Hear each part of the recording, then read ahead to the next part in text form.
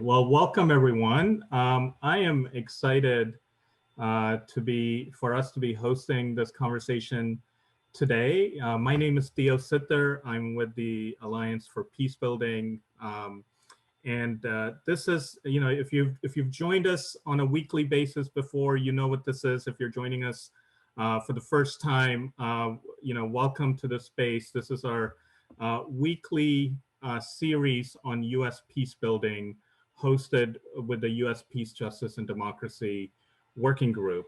And our topic for today is preventing mass atrocities in the United States. And looking at that, looking at issues in the U.S. Through an atrocities prevention lens and framing. And to that end, I am excited to have Max Pensky, who is the co-director of the Institute for Genocide and Mass Atrocity Prevention at Binghamton University, with us. And Sadia Hamid, founder and executive director from Thought Partnerships. So these are two colleagues who have worked in this field for many years, who are experts, who are going to speak to us about their work, about their thinking in terms of the atrocities prevention framing and our ongoing work in the U.S. And I'll, one of the things I wanted to mention is that feel free, we want to keep this conversation as interactive and as conversational as possible. So the way we have kind of set up the event today is that I'll be asking kind of both Max and Sadia some kind of framing questions, and they're gonna talk and interact with each other. And we really want you all, the audience, to be interacting with us as well. So feel free to use the chat function. Keep that open as thoughts or as questions kind of come up. Feel free to put that in the chat, and we're looking forward to kind of engaging with you all in that conversation. And I'll begin by saying this. So, one of the things that I, in my own work over the years, when I've, as an advocate, I would kind of put myself in the advocate category, working on, U.S. policies to prevent mass atrocities. So much of our work, so much of my work throughout my career has focused on international policy, has focused on issues outside of the United States. Of course, the U.S. isn't a stranger to mass atrocity events. We really don't need to go too far back in our history to point to instances of mass atrocities. Just recently, we commemorated 100 years since the Tulsa race massacre that took place, and that's just one example. But one of the things that that's kind of heartening for me is the shift in the field, in the atrocities prevention field that has taken place, particularly over the last, I would say, maybe 1 to 2 years, in thinking about applying and looking at the dynamics in the U.S. through an atrocities prevention framework. The events on January the 6th, the insurrection on the Capitol, was just, kind of a one, physical manifestation of the pressures that have been building up here in the U.S. For many years, has certainly served as a, if people weren't thinking about this before, it certainly served as a wake-up call for many in Washington. So the question really isn't, can atrocities happen here? Can mass atrocities happen here in the U.S.? I think hopefully we're at a point where we can say, what are some things that we should be doing in order to prevent mass atrocity events from taking place here in the U.S. So my hope for our conversation today is that we could kind of focus a little bit on the shift in that thinking in the atrocities prevention community, the ongoing efforts to push for systemic change. And I think there are plenty of efforts that we can point to.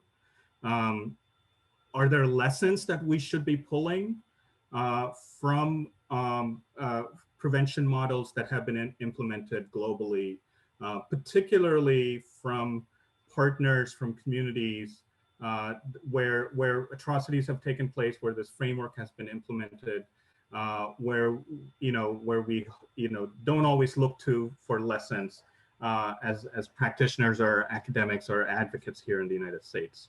And so that's my hope for this conversation. And let me perhaps begin by turning to both Max and to Sadia, and ask the two of you. Both of you have come to this work having worked internationally for so much of your careers. So I'm wondering if you can kind of think through with me and talk a little bit about how your particular thinking and practice has changed and has shifted. And are there, kind of particular indicators or drivers or red flags that you can point to that kind of help make that happen in your work and thinking? Max, perhaps you can go first, and then Sadia, if that works. Sure. Thanks, Theo, and thanks for inviting me. It's good to be with you. I mean, that's it's an important question in so many different ways. I think that, yeah, I mean, I've been focused as an academic. Certainly, I've been focused on like so many people in the broader community of practice of atrocity prevention, have been basically focused on the global South. I suppose that like a lot of people, I spent many years sort of implicitly or maybe unreflectively accepting a model where the global North imports or exports, excuse me, expertise and resources to the global South, and the global South sort of gratefully receives this in terms of policy directives, in terms of funding, in terms of advising, and uses resources from the global North, which has some sort of combination of motives, somewhere between sort of soft power and enlightened self-interest to prevent or to reduce the likelihood of atrocity crimes in the global South, in the interests of out of moral interest, but also out of the interest of securing regional and national stability. And I think that one of the ways that I've really come to, probably too late, to sort of a paradigm shift, is to realize that that one-way direction of travel was always deeply limiting in many ways. And it was always deeply limiting, for example, for the enormous expertise of the American foreign policy establishment, to concentrate all of its thoughts about atrocity prevention in foreign policy. And it resulted in, I think, an institutional culture where expertise gained in terms of foreign policy doesn't actually get translated into domestic policy. We still see that, for example, in the very striking fact that at the level of American government, we are still talking about atrocity prevention in terms of foreign policy. And in terms of domestic policy, on the official levels, the entire discourse is about terrorism prevention, not atrocity prevention. And I think that that's something we're thinking through, because terrorism and mass atrocities are comparable. They have lots and lots of things in common. First of all, the mass killing of civilians, right? The mass violence. But we were talking about lenses and frameworks before, and I do think that as we begin to turn this atrocity prevention lens on our own society, finally, better late than never, I suppose. But also as we begin to think about making that direction of travel between the global North and the global South really a two-way street, and looking to our international partners for their own best practices and for their own experiences and for their own success stories. I think one of the lessons that I'm taking away right now, and one of the things I'm seeing in the way that the Biden administration is thinking through the enormous task it has in front of it, is that these concepts, the terms that we use really matter, right? And so I think that one of the things that I think is going to be extremely interesting over the next few months is to think through what happens when domestic efforts to address and mitigate the causes of mass violence in the United States, what happens when they get understood strictly as domestic terrorism, and how that can both impede but also connect to potentially this great store of expertise, both on the level of government and on the level of civil society, that hasn't been focused on terrorism. And we can talk more about this distinction in a minute, but it's really been focused on atrocity. And I think that one of the really vital ways that terrorism prevention and atrocity prevention diverge, both in concept but also in practice, is that framing the issue in terms of the prevention of terrorism tends to, I think by design, have two very specific effects. And then I'll stop here and I'd love to hear what Sadia has to say. The first effect is that it foregrounds the idea that the frontline response is law enforcement in terrorism. The domestic terrorism in particular has a domestic law enforcement response. And that changes the way that we think through the various kinds of stakeholders and tools that we have when we're dealing with something as widespread and as deep-rooted as the risk of mass violence in the United States. And second, by its very nature, terrorism tends to make the assumption that the perpetrators of violence are not going to be state actors. And I think that too is going to be an extremely difficult thing to deal with and think through as we come up to an extraordinarily tumultuous time in American history. I think that we're having a wonderful rest period right now, I suppose you could say, but I don't think it's going to last. And I think that maybe challenging that or analyzing, I think with a little bit more of a critical eye, that terrorism versus atrocity defining problem may be one of the most important tasks that we, certainly in the academic community and in the communities of practice that I'm involved with, that we have right now as we try to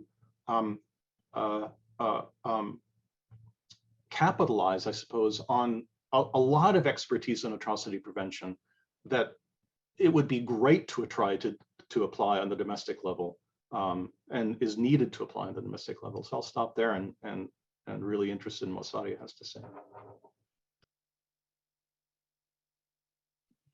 Thank you so much, both Theo, for inviting me to be here, and also Max for getting us started. I'm going to zoom out a little bit and to reflect back on the question you posed, Theo. So the first is my background in human rights and conflict prevention over the last 20 years is really based in movement building and understanding how you bring an international architecture to operate in service of locally led solutions that have been identified by the communities that are actually most directly affected by whatever the abuses or transgressions or risks are that you're trying to address within that particular context. And from a conflict prevention lens, there's a deep understanding that societies are dynamic, always shifting, always changing. There's no such thing as a static analysis. And so both when you're thinking about movement building and how to create the most sustainable solutions with the actors that have the greatest stake and will remain committed to seeing those solutions through, but then also thinking about how you situate that within a context that is constantly shifting and changing. What does that mean for your analysis? How do you understand the risk factors in those societies? How are you constantly going back to understand and re-understand what that analysis looks like? And for me, in that way, the International Conflict Prevention Toolbox is extraordinarily useful because in many ways, as analysts, we are trained then to understand certain markers or aspects within society, different dimensions, and then to come back and be asking ourselves critical questions about what the interaction is between those different stakeholders, those different sectors, those different dynamics. How are they shifting? How are they changing? What does the present moment tell us about what we can forecast forward? And that for me is really important because for me, the most important word in atrocity prevention is not actually atrocity, it's prevention. Because so often when you hear the word genocide or mass violence or atrocity, you immediately think of the point at which people are in fact being massacred by the hundreds of thousands, or where you've reached a point where you can identify that that situation is at play in practice. And then you're in crisis mode and you're in response mode. You are not at that moment in prevention mode.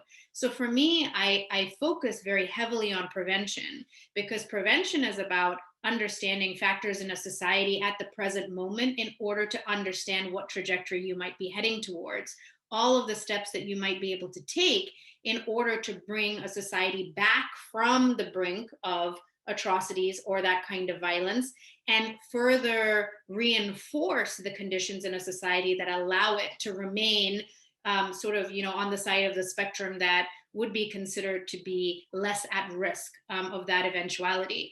And so a lot of the work that I've done, no matter whether it was in philanthropy or as a part of a practitioner organization or as an analyst, has been about thinking about that spectrum. When we look at societies across the world, I'm not sure that I consider any society in our world to be peaceful. And I'll use that word in air quotes just for now, because I know that there's a lot of debate around this idea of peace as well. But if you think about traditionally a society where you're hoping that basic fundamental rights are being respected and protected, people have a certain level of safety, they feel like they're able to have a certain amount of agency in their role in society, economic opportunity, et cetera, and you follow that continuum all the way from green, yellow, orange to red being a live state of genocide and mass atrocities. It's to understand those conditions. What are the ingredients in those societies? What are the interactions? What are the relationships? And what does that look like from the most hyper-local level all the way up to the highest national level governance structures and the relationship that that society has within the international architecture? And so most of the factors that we're looking at are ones that you can dynamically study continuously over time in order to recalibrate then where you might be on that spectrum and what kind of interventions could be useful, or at least what you might be able to expect that could be coming down. So for example, social cohesion.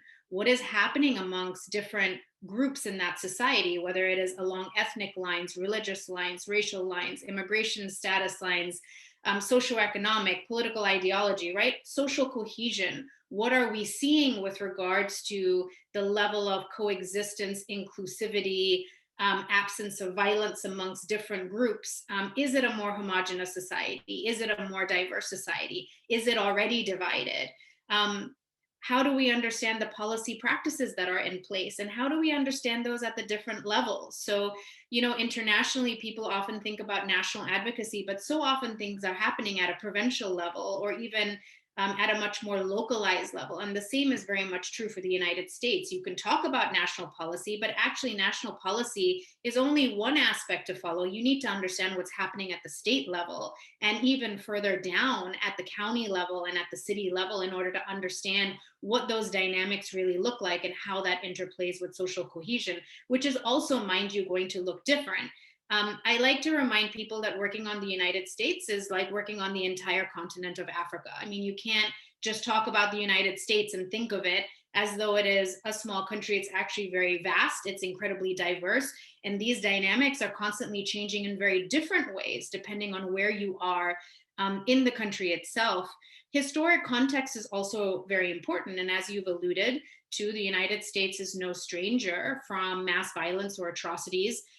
Though there is a very deep resistance and perhaps deep sense of shame in acknowledging and even fully understanding the interplay of that history in order to understand where we are currently as a society, and in fact, what has happened along the way in the interplay with that history. Which I think is something that's very important. And it feels like we're at a real moment of reckoning with that right now in the country. The other would be around governance systems. So what are the governance structures, whether that's law enforcement, your judiciary, Congress? What's the level of confidence in it? To what extent does it actually seem to be operating in a reinforcing model? To what extent are you seeing sort of either infighting or stress or tensions amongst those governance structures? How well is governance actually happening, and how might that be different depending on who you are in that society and how you interact with those structures and systems. And then other indicators like economic parity. What does it look like? How are people doing? Are they able to meet their basic needs? So often when we talk about conflict prevention or even human rights more generally, if we get to the point where people aren't able to meet their basic needs, they don't feel safe, they don't have job security, they don't have access to fundamental basic services, then it's much harder to actually get them to be thinking about anything that's bigger picture, because they're really in survival mode. And that is something that I think is important at this moment, but also to be reflecting back on. So I think that, you know, when we're thinking about prevention, the thing that is the biggest opportunity here is that since you can be looking at all of these different factors, you can almost like a little scale, dial yourself back. Where was this 5, 10, 15, 20 years ago? Where is it now? What are we worried about with these trends and indicators? Where might we be heading? What's the best and worst case scenario, and then what might you be able to do sort of along the way in order to consider what prevention looks like in practice. And I would just say, oftentimes in the international conflict prevention and peace building fields, there's this sense of things being finite or time bound. We'll do it for this much time. We'll prevent an atrocity and it'll take this long to do it. Or we'll try to respond and we can only do it for this amount of time, or here's how long our political will last, or our resources will be devoted to it. Prevention is constant, consistent iteration, reevaluation. I don't believe that it ever stops. And so I also want to bring that forward, because as we start talking about what might be the most useful strategies to consider in the US, I just want to plant that seed that we're talking about something that actually needs to become a way of working, being, existing, living in our society consistently. We could try to say it has a beginning, but I'm not actually sure that it has an end in order to be truly successful. So I'll pause there. Wow, thank you, Sadia, for that. I mean, there's just a ton of things to unpack there. So you know, I was really intrigued by your mention of kind of, you know, when we're talking about prevention, figuring out kind of the timeline and the time frame of like dialing back or dialing forward the scale. I'm wondering if you can, I mean, particularly based on the work that that you are currently doing with thought partnerships and the connections that you all have with civil society organizations here in the United States. Where, I mean, like, where do you see those dynamics playing out? Like, where would you say we are kind of on the scale? What is your, you know, if you kind of project forward, what are some things that perhaps keep you up at night, right? And so from your vantage point, looking at those issues through organizations at the local, perhaps at the really hyper local level, what are you seeing, right? What does that look like? Sure. So, you know, forecasting is a really interesting thing, because it almost always feels the best on hindsight. You know, when you look back and you realize maybe something was accurate, but then you look at where you are and you realize that maybe you didn't do as much as you wish you had about it. And I feel like, you know, the last 4 or 5 years of work in the United States has felt a little bit like that. And you know, even just thinking about Max's reflections around the current state of the narratives around domestic terrorism, it was in January 2017, when I worked as a program officer at a philanthropy, that I approached international peace building organizations and asked them to start doing an analysis of the narratives around domestic terrorism and white supremacy in the United States. Every single organization said it's not necessary. I was offering them money to do it, and everyone said, you know, that's interesting, kind of a novel idea. Why would we do that? I said, think about all the things that we've done around armed groups and across Africa, or sort of extremist movements around the world. In order to understand what we're trying to counter, we need to actually understand their ideology, what they're doing, right? Where is that analysis here? We're not sure we need that. So, you know, just a little bit of as I'm reflecting back, one of the things about working preventatively is that you're going to try to tackle the issues that haven't actually fully manifested into, you know, the worst possible form they could take, where they're not, you know, in full fruition. And that's the point of prevention. And I often ask myself, if we had done some of those things, how might we have already reshaped some of these narratives that we're now tackling?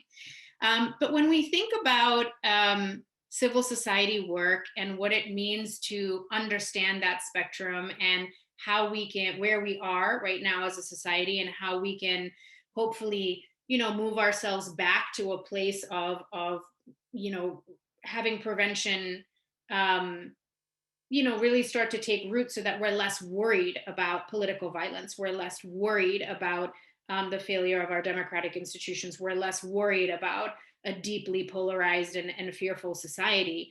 Part of the approach I take is I like to give people the metaphor of a tree. So you can imagine your favorite tree. For me, it would be like a beautiful old oak tree.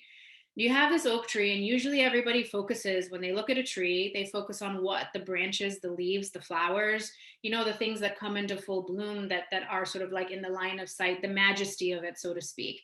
And to me, that represents a lot of the time that gets spent on legislation and policy work, especially in the United States. You know, seasonally, just like cyclically, we have transitions of government in Congress, in the White House. And so we see cycles, right? Just like seasons. Leaves will fall, leaves will grow, fruit will come, fruit will be picked, flowers will, and I see it that way, right? So we focus so much time on those cycles. And I would argue that we're in that cycle now. Maybe we're feeling the beautiful bloom of that tree in this moment of an administration that feels like a bit of a reprieve. But when you think about what is holding that tree up in its majesty and glory, I would ask you to actually think about everything you can't see that's below the surface, which are actually the strong roots of that tree, that ground that tree down, that make sure that it stays standing, whether there's frost or snow on the ground, that holds it steady in the heaviest of storms and winds. So no matter where things blow up here, there is a sense of security on those roots. And to me, that is about social cohesion and the actual individuals that make up a society. And in the United States, that would be the American public itself. When you're thinking about what actually grounds us in our everyday experience of being here in this country, it is in fact ourselves, our interactions with one another, and what that contract looks like, not just between ourselves and whatever jurisdiction we might live in, but actually with one another as individuals in the society.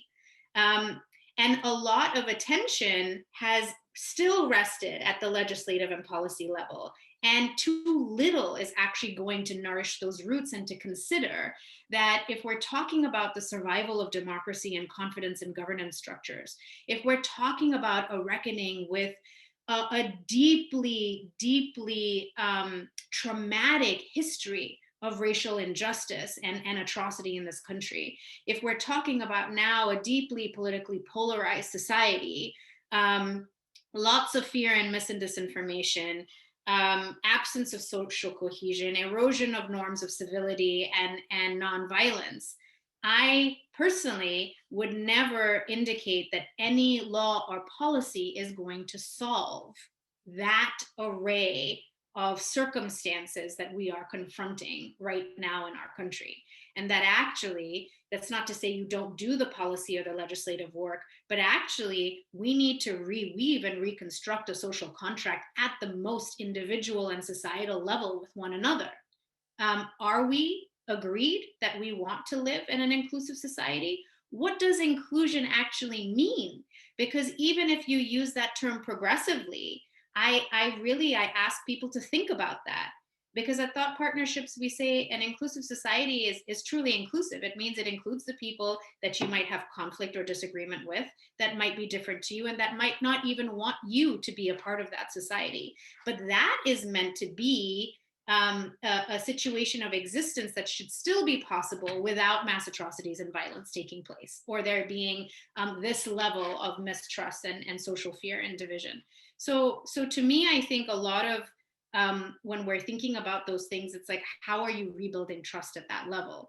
And so if we start thinking about what does that mean for the politics of our country, and do we in fact have, we are a two-party nation, that's fine, but do both parties stand for democracy and inclusion? And if they don't, how are we all going to work to help to redefine them, at least in favor of democracy and fundamental safety and human rights for everybody? How are we going to tackle the mis and disinformation that has seeded so much fear and created so much mistrust, and is very easy to spread and very difficult to undo, and to uncondition?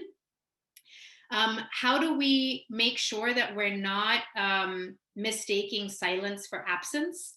So because some of the extremist chatter that we got, exposed to in very heightened forms under a Trump administration seems to be more quiet, some of that seems to have dialed down a little bit. I would caution everybody not to mistake the silence for absence. It's very much live and present. It is still growing, it is still recruiting, it is still strategizing, and it is likely becoming more and more sophisticated. But just because we can't hear it doesn't mean it's not happening. The other thing is really thinking about what the cycles look like. Like, what are our next flashpoints and trigger points? And from a prevention perspective, you always want to have like a longer line of sight. And I'll be very honest with you, like we're sort of in like, if prevention's a marathon, we're kind of in the between the sprint and the marathon of prevention, because our line of sight is actually 2022 congressional midterms and 2024, which is just not that far away. Like, you might want to feel like you can take a sigh of relief having this administration just come in, but it's very soon that we are going to restart that cycle again, and that's going to bring back up with perhaps even more ferocity everything that we perhaps think that we're getting a little reprieve from now. And then I would say, there's still a lot of feeling of, oh, it feels okay now. Like, that was just a passing phase. We don't need to worry about it. It all went away. We're America, we're exceptional. And in fact, prevention teaches you that you can't take your eye off the ball, right? Like, it's constant maintenance, sort of like, your own wellness practices. You don't want to become terminally ill, God forbid. And so you take care of yourself and you engage in wellness practices along the way. For me, prevention of atrocities in a society is very much like that. You need to constantly be nurturing the wellness of all of these different elements of a society. And I feel like there's a lull in that right now. We're not actually scaling that, and doing that with the intensity and the purpose and the intentionality that we should. And the other thing is that, we are in a society where, across the spectrum, from conservative to progressive or liberal, however you want to frame it, at all sectors of society, whether it's private sector and business, whether it's philanthropy, whether it's civil society, whatever you want to see, it is all replicating the environment that we are seeing. So the fractures that we are seeing across societies are being replicated in each of those sectors and structures. That's a very, very dangerous trajectory to be on, because in the quest to stand in your values, right, or to try and be on the right side of something, you can actually further entrench all of the conditions, and experiences in a society that actually make us more divided and more likely, to head towards a situation of violence and atrocities rather than otherwise. Because what you see is that everything polarizes. And so that place in the middle where you do your dialogue, your bridge building, where you're really talking about cohesiveness that is trying to reweave societal fabric, starts to become harder. Like, the fabric is being stretched, pulled in two different directions. And that, I think, is actually one of the things I'm most concerned about right now, is the way in which, in a very values way that might sound and feel right on the surface, we are seeing sectors further entrench polarization, and I think further exacerbate many of the factors that could set us up for, some fairly dire consequences as we head towards 2022, 2024, and beyond. Wow. Thank you, Sadia. I mean, it's, if I didn't have a bleak picture before, I feel like I certainly did. it's okay. I mean, I think it's kind of a reality check in the lull that we think that we're in right now. I'm based here in Texas, and it feels like the actions that our governor here in Texas is taking is already looking to 2022 and 2024. And certainly that seems to be the analysis. I mean, I think, if we're talking about prevention and within prevention frameworks, not taking our eye off the ball is absolutely crucial. Max, I wanted to bring you back into this conversation. Would love to hear any kind of reactions to Sadia's analysis, obviously, but also thinking about, I mean, you talked about this two-way street between, between the communities here in the U.S. And what partners in the Global South have done. I'm wondering if you can kind of unpack that a little bit more. What does that two-way street look like? What are those kind of, whether it's policy solutions or whether it's in practice, what do we bring back to the U.S. For prevention? What does that look like for you?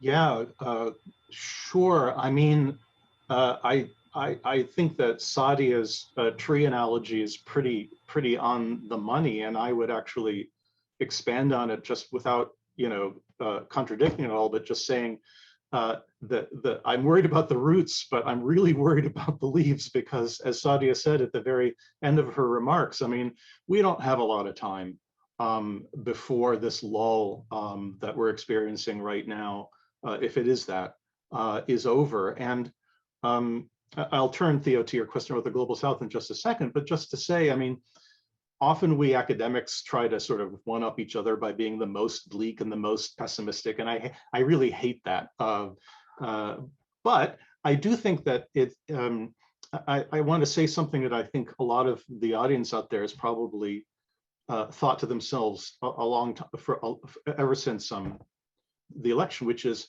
we came very close to losing our democracy in January. I think that, and I'm speculating here because I read the same investigative journalism and leaks that you all read, but I'm willing to speculate that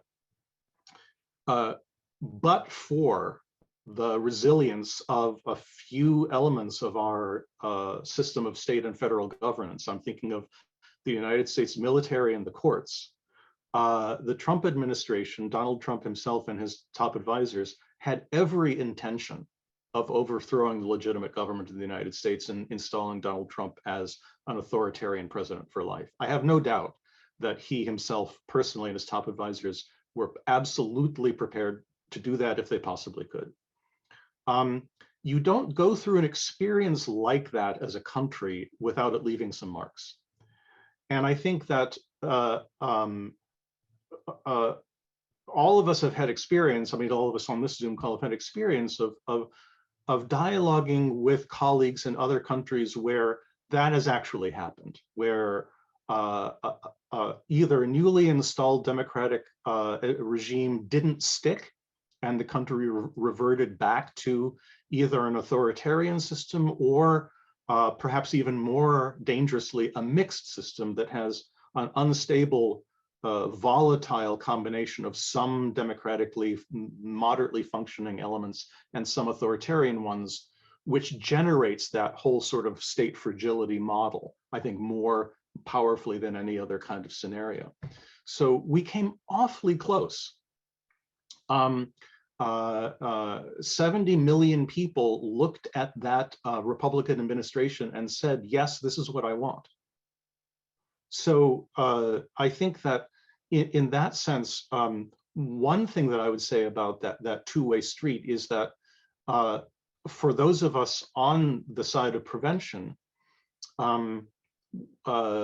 we really have to think of ourselves in the context of a much broader global trend of democratic backsliding, and that there are countries that are much farther along on this process. Context obviously matters. India is not Brazil, is not the United States, is not Hungary, is not Poland. I mean, that's very, very important. That said, I think that there is an extraordinarily important body of information available to us. If only our colleagues in political science could make it available not behind firewalls and paywalls, that teaches us that democratic backsliding, the move toward authoritarianism, has recognizable features and commonalities. It turns out that there's only so many ways that you can go about dismantling a democratic society. And knowing those ways gives, and being able to forecast out to 2022, to 2024, to 2034, to 2044, means that you can see your adversary's moves a few moves ahead, maybe even a few moves ahead of where your adversary is. That matters. It matters tremendously. And so one of the things that I think that we can absolutely learn is that having survived this very significant stress test of the resiliency of our democratic institutions, and I think this is just what Sadia's point was too, that's great, but it really could have gone the other way, and it really might in 24 or 36 or 48 months. So we as a prevention community ought to be extremely curious about how our colleagues globally have experienced and responded to a democratic backsliding that is an extended process, right? With multiple parts, which also means that it has multiple opportunities for intervention. I think that the other thing that I would say about this idea of two-way streets is that the United States has virtually no experience in transitional justice, right? And so for that reason, we have virtually no experience in thinking about transitional justice as an atrocity prevention mechanism. We are only now in the very beginnings of an internal dialogue about structural racism in the United States that is beginning to sponsor in some official and semi-official ways conversations and policies that are attempting to draw on and operationalize some of the institutions of transitional justice that have been used extensively in the Global South and in Europe. I have a fairly modest view of the power of transitional justice as a prevention mechanism. I have a fairly, maybe not a skeptical, but a certain reserve about transitional justice's liability to be co-opted by domestic politics. But that said, if there's any tools in the toolbox that are potentially useful, the time to learn how to use them is not 2 years from now. It's actually 15 years ago, but better late than never.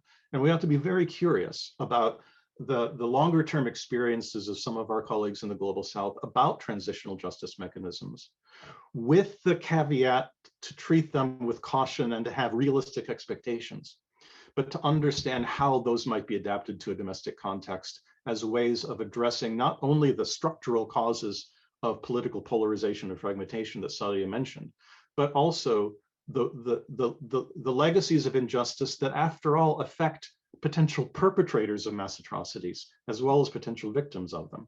So I think I'll stop there. Thank you, Max. And you, particularly the kind of final part of your comments is really helpful. I want to come back to that. I know that Sadia has to jump off to go pick up the kids, right? So, so the realities of life. So Sadia, I would love for you to maybe just offer us a concluding thought before you have to jump off, and then we can continue the conversation. Absolutely, thank you so much. Yes, mother duty calls, the most important one of all. This has been such a rich conversation, and what I realize, and I just answered one of the questions that was posed in the chat as well. Often it's sort of, you hear these frameworks and you hear this analysis, and it can also be a bit paralyzing because it's like, okay, these are really big problems. we're not going to solve them in the next 10 or 12 months. What on earth do we do? How do we do it? How are we going to do it together? What does this even look like? I wish I had all of those answers. I don't, but what the two things that I will very happily share with you happy to do that with this list through the Alliance for Peace Building that are going to go live on our site by the end of the week. One is how these broad frameworks and trends that I described to you were actually put into practice in 2019 to forecast out what we could expect in the 2020 US election year. And while that is a retrospective now analysis, what it shows is how accurate the analysis was, that almost every single trend that we predicted would become a situation, a critical situation over the course of that year happened in almost the exact order and timeline that we understood. What that tells us is that if we can continue to do that collective analysis, we can create forecasts that can allow us to come up with blueprints of intervention in order to understand then what can you do in order to mitigate along the way. And really much of the role that we play as thought partnerships and through our cross-sector community of practice that is in fact global, is to try and bring this analysis by bringing the different perspectives, the different understandings, the different disciplines together to look at a situation and say, what are we seeing here? What do we understand? And that's a combination of the expertise of people living in very different societies combined with the expertise of people working in the society itself. And that actually, that is a very powerful tool of analysis. And so I'm happy to share that. The other is that we have offered and are starting to offer, an approach of weighted ecosystems that I talk about a lot, which we feel like is a blueprint for social cohesion and social change. And what it allows people to do is start to understand what part of the problem are you trying to address? How can you bring different divided stakeholders in your society, whether it's the whole country, your state, your neighborhood, together around some kind of a common goal? Is there a common goal? How do you build towards that common goal? How do you position yourself within that ecosystem? How do you understand the dynamics of the society you're working in that ecosystem? And then how do you move through that in order to create a plan that is actually mutually reinforcing, understanding that we're not going to solve these problems either by continuing to work in silos in competition with one another or assuming that any one of us has the answers, unto ourselves. It's simply not the case. This is a whole of society problem, and we need to bring to it whole of society and whole of self solutions. And that's really important too, because when someone asks me, what are the dimensions that you use in order to analysis the solution to a problem that you're looking at? I think to myself, one of the most important things, especially in this country where I happen to live, is to take the 360 dimensional view of what that is. That means that it's not just about where I'm working on my job description. It's about understanding how I'm interacting with that society and the society is interacting with me. When you get hundreds, if not thousands, of those experiences coming together across different sectors in mutually reinforcing ecosystems, you start to see the initial blueprint of what it looks like for us to all become agents of change to try to move things back towards the norms of integrity in our democracy, around nonviolence, around civility, towards inclusion. And it's a tall task, but it's possible. And I think it can be done, but it also requires us to sort of, stop talking about it and start doing it, and to commit to doing it together and working through and across, and understanding that it's very messy and that's okay. And frankly, for funders and philanthropists to put some trust in that analysis and in the people who understand their societies and those dynamics, and to allow that work to happen and to support it at scale. So those would be my final words. And Theo, thank you so much for having me here, and to the Alliance for Peace Building, and Max, thank you so much for letting me be on this panel with you. It's always a pleasure. Well, thank you, Sadia, and we'll look for that report, and we'll be happy to post that in the post-show page. And thank you, and best wishes. Thank you. Take care. So Max, would love to turn to you. Talking about a transitional justice model. I mean, the U.S. has been through plenty of atrocities events from the beginning, from the founding. We haven't been through that kind of reckoning here.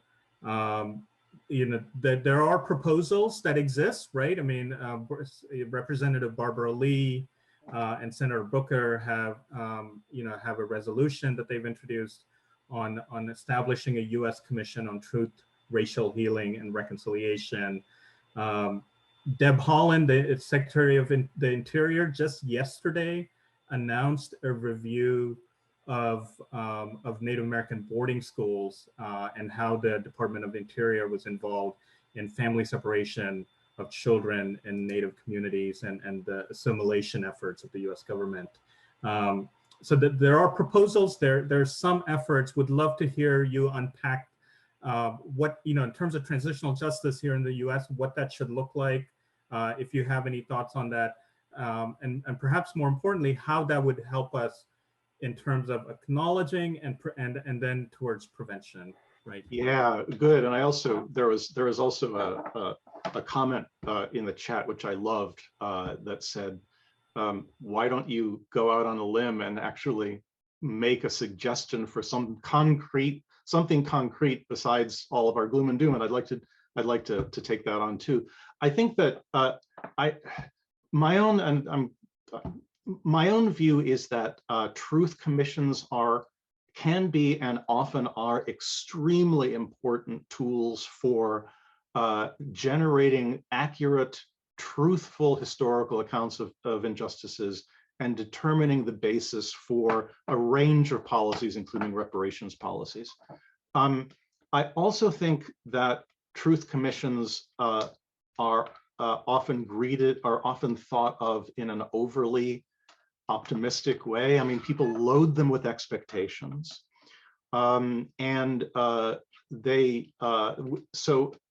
which they can usually never really meet. And so, while thinking that a National Truth Commission sounds to me like a great idea for all kinds of different reasons, I'm not entirely willing to say without any further conditions that it would be an effective prevention element.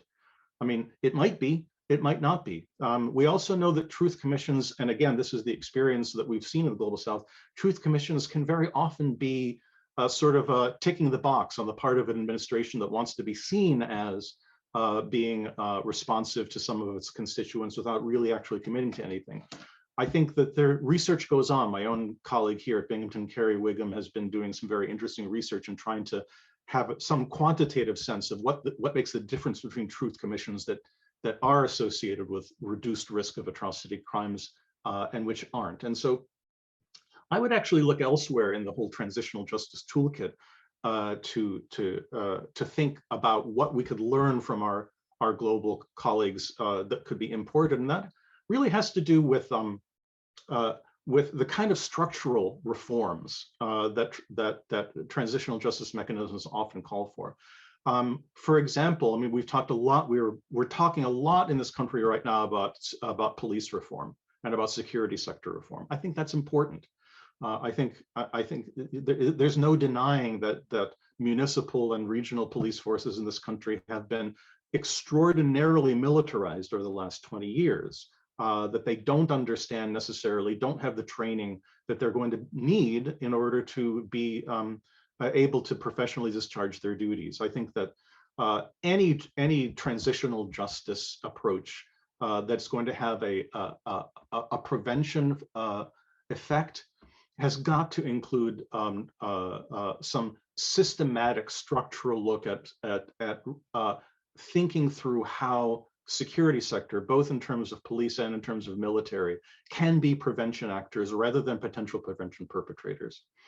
And I guess I know we're short of time. I think that a final thing that I would say, and here I'll sort of go on a limb and say that one of the things that we in the sort of the global prevention community look at when we look at risks, concrete sort of mid-level imminent risks in, for example, countries in the Global South, we look at what the capacity of perpetrators actually is, right? What are they capable of doing in terms of mass violence? And one of the things that we learn is that in most of these contexts, the way people die in mass violence events, the way innocent civilians are killed in mass violence events is pretty straightforward. They get blown up and they get shot with automatic weapons. There's obviously exceptions to that, but I mean, this is the kind of, they get shot by government security forces, they get shot by state police, they get shot by riot patrols, they get shot by paramilitary groups that are in league with or in some sort of more or less casual relationship to government actors.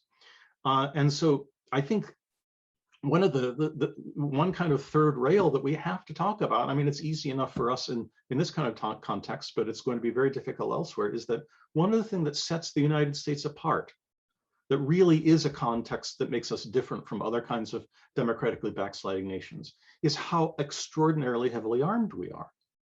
And the nature of that armament has changed just in the last 20 years. And this is a massive shift to the widespread availability and use of semi-automatic weapons, of assault-style weapons.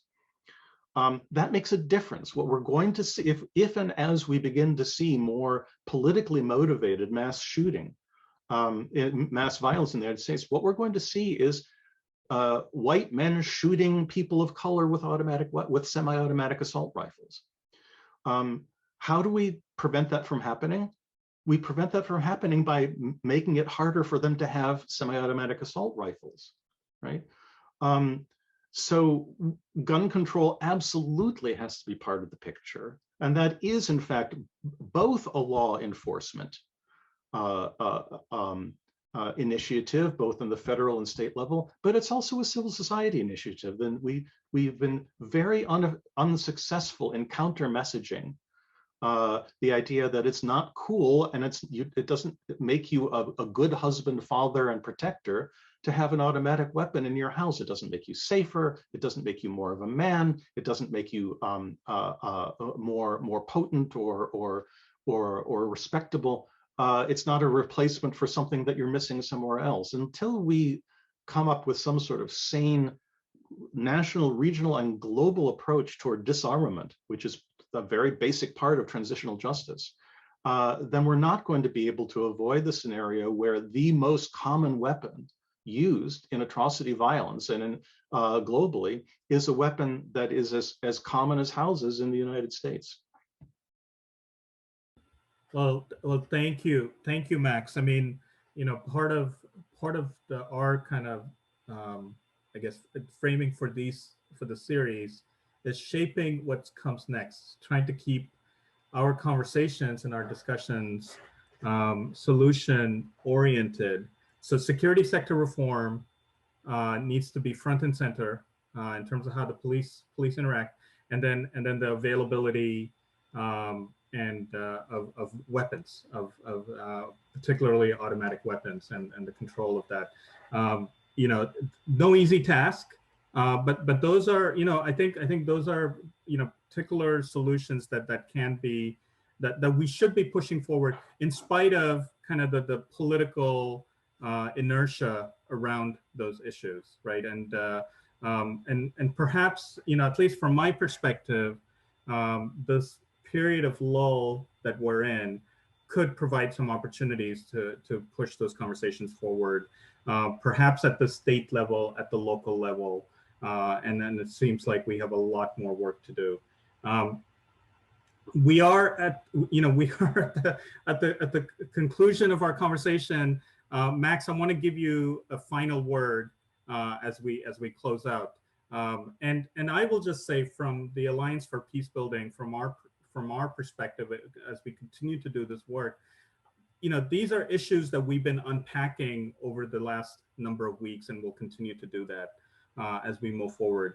For those of you who have been engaged in this conversation today, who are new to this event, to the series of events today, continue to engage with us, continue to work with us, get connected with the U.S. Peace, Justice, and Democracy Working Group.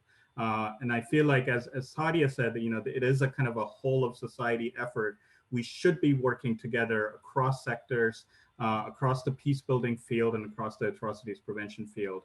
And that's our hope in certainly organizing organizing these events. So Max, I want to turn it over to you for a concluding thought, and then we'll close out. 1 out of 5 democratically backsliding states manages to reverse course and restore levels of democratization that had previously lost. That's not a very encouraging number.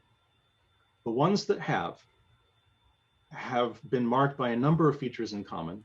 I won't go into them all, but one of them was that it had a citizenry that responded to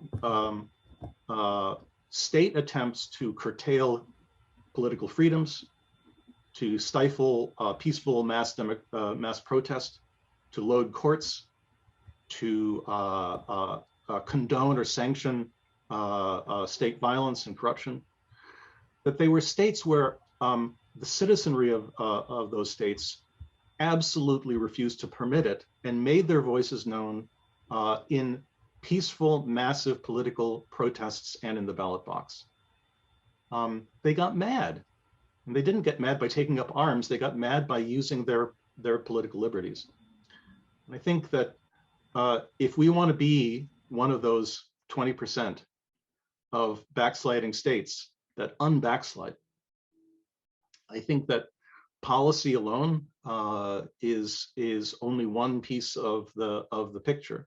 The other piece of the picture, and I say this, with all humility, is when we see next time people like we've seen trying to take our democracy from us, we have to leave our houses with our vaccinations, God willing, and take that bus to Washington, D.C., take the sick day, take the personal day, get the babysitter, inconvenience ourselves, and say no, which is that's my final word, is no. It's the most powerful word in democracy, really. And so that would be my final word, I suppose. Thank you, Max. So stay engaged and push back. Well, thank you, Max, and thank you everyone for joining us. And have a good rest of your day. Bye-bye. Bye. Thanks, everyone.